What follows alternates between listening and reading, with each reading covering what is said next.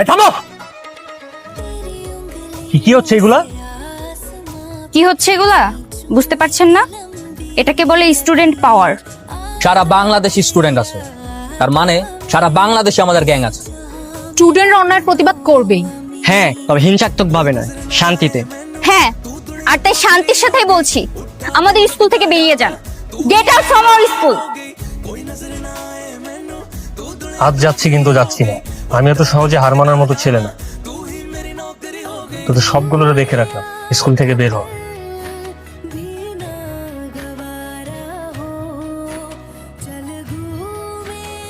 কি বুঝলেন আদর স্যার? ছেলে মেয়েদেরকে শুধু পুঁথিগত শিক্ষা দিলে হবে না, নিজেদের উপরে অন্যায় প্রতিবাদ নিজেদেরকেই করতে হবে, নইলে তো সমাজ থেকে ঐক্য সম্প্রীতি হারাবে। ঠিকই বলেছেন স্যার।